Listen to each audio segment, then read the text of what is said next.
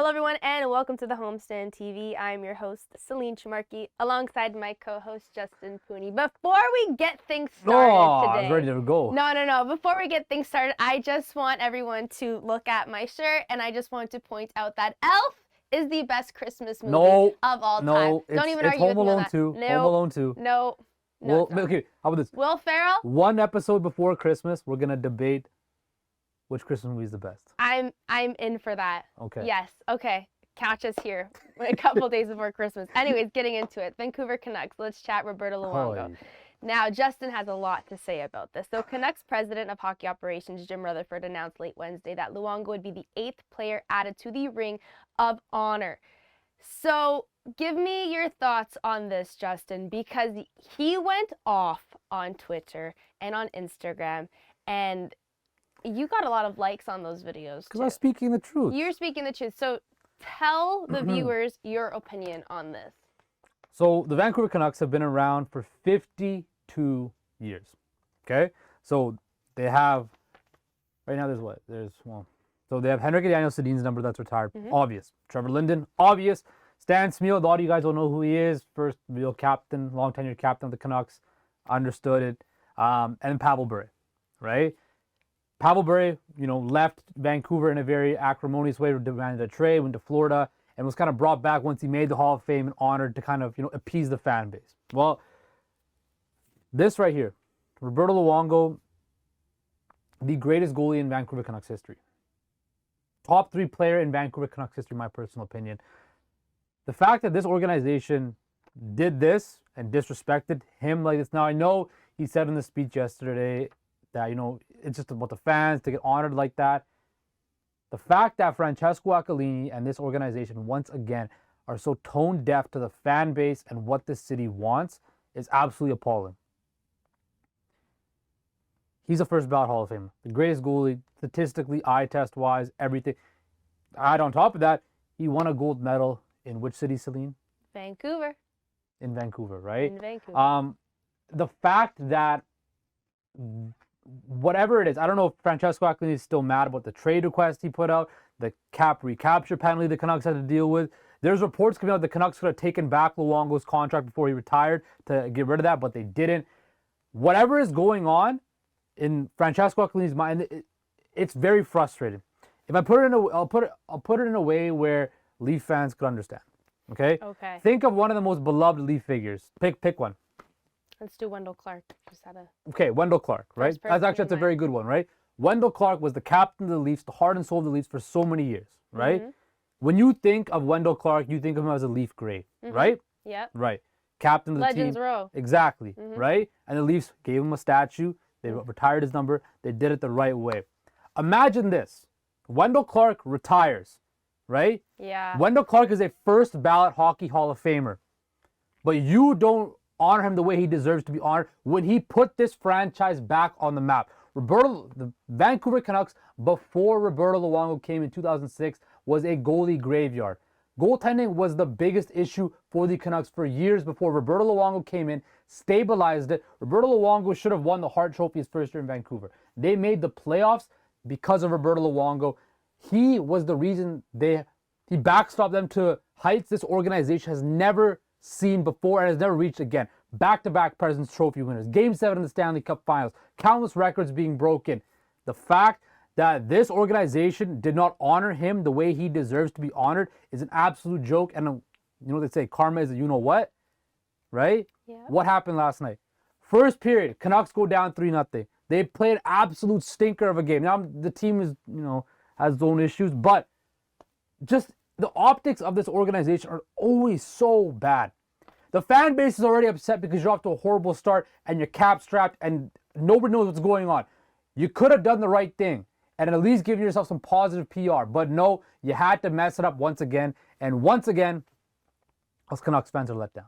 Well, maybe within next season, his number will get retired. Maybe there's going to be enough backlash. There should be enough backlash. Hey. Well, coming from you, you just spilled like 6 minutes of our time just talking about this whole situation. Yeah. I'm sure there's lots of other fans exactly like you who are in that predicament. It's last night watching that ceremony brought back a lot of memories for me because, like we talked about the Hall of Fame, right? These 3 guys, are so integral to this organization, and there's a reason they're Hall of Famers, right? And the fact that they basically just, we're gonna put you up in the Ring of Honor, which is a nice gesture, but we all know that number one deserves to be up in the Raptors. So.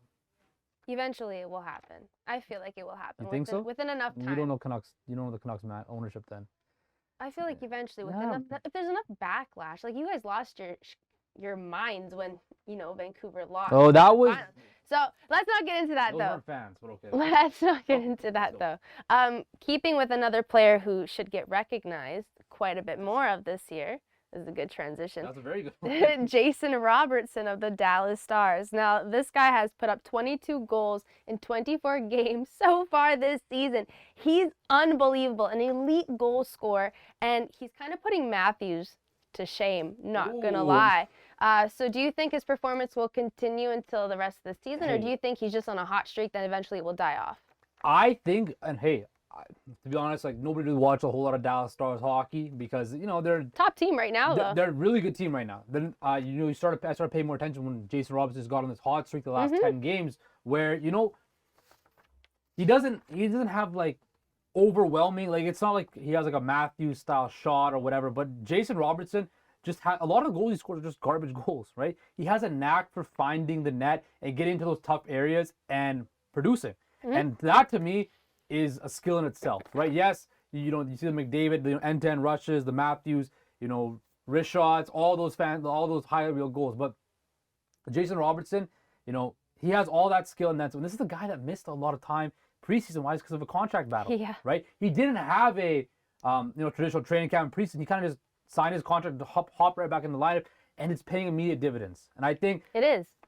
You look at his contract right now; it's a steal for the Dallas Stars. He's not only leading the league in goals, but Ross, and he also, he's going to get some heart votes because you said Dallas is playing very well this year, and on a team that that you saw with the Seguin and the Benz, and now you're seeing Jason Robertson step up. I think it's very impressive, and he definitely does deserve his flowers because I wish I picked him on my fantasy hockey team because I'd be winning right now. You would be. Lots of people are winning right now. I wouldn't be in last place right now if I had Jason Robertson, but definitely very impressive, and I think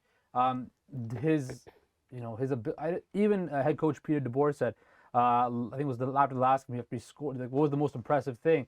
He's like, it wasn't a shot, wasn't a speed, it was the fact that he was blocking shots, right? And that to me is like, okay, this guy gets it. He plays the full game, right? And I think because he plays in Dallas, he might not get the shine he deserves, but if he keeps on this pace, the whole league is going to pay attention to Jason Robertson. Well, Dallas is on top of their division. They're 14-6-4. They're only a few points behind Vegas, and they will be back on the ice. And I think they're playing Minnesota next, so that should be a good game to watch. Central Division battle, yeah. Yeah, it's going to be a really good game to watch. And now let's kind of skip forward here and talk about a homer team, the Toronto Maple Leafs. They're going to be back on the ice tomorrow, Saturday, to take on the Tampa Bay Lightning. Now, this is going to be the first matchup between the two teams. Since Game 7 of the playoffs. What happened in Game 7 again? Let's not talk about that, Justin. Let's not talk about that. So what do you think is really going to stand out in this game? What are you most looking forward to? I feel like it's going to be a complete battle between Tampa's top goal scorers and our goaltending. First, congrats to Steven Stamkos getting 1,000 career points. Very impressive. I thought he already had it already because it feels like Stamkos has been in the league for so long, It does. right? It really does. But kudos to Steven Stamkos for getting 1,000 points. He's playing again very well this season. I think this game means a lot to the Maple Leafs, right? Because they get to finally play against the Lightning. Now, the Lightning might not care. They probably don't because it's just another game for them because Stanley Cups, they've already won. But I think for the Leafs, it's an added motivation to, and if I'm the Leafs, right? If I'm Sheldon Keefe, I want to put an added motivation to this game because, hey, I felt last year the Toronto Maple Leafs were the better team in that series. Right? They were the better team in that series. They were the better team in that series. We should have had that series, but the Maple Leafs should have won that series, but Tampa Bay, because of the championship experience, was able to find a way, and that's what championship teams do. They find a way when the going gets tough to get a result. Wow. This is a big game for the Leafs because it's a measuring stick. They're ahead of Toronto and the Tampa in the standings, all of that, but this is a chance for the Leafs to redeem themselves, because you're never going to redeem yourself, but what you can do is build some added confidence, right? And it could be a historical night for Mitch Marner breaking the record. He tied it, now you can break it. He'll break it. You think so? No doubt. Now, I got a question for you. Uh-oh. He tied it on an empty net That counts. It still counts. It's kind of like It still counts. All the players are trying to get Marner the puck. That's what I said on Wednesday. They're all going to try to feed him the puck. That's how you know hockey is a team sport. Okay, that's exactly how you know that. But we'll see tomorrow. They're taking on the Tampa Bay Lightning Saturday night. Going to be a good game. I am Celine, your host, alongside my co-host Justin Pooni. We'll be back here next Monday to chat more hockey.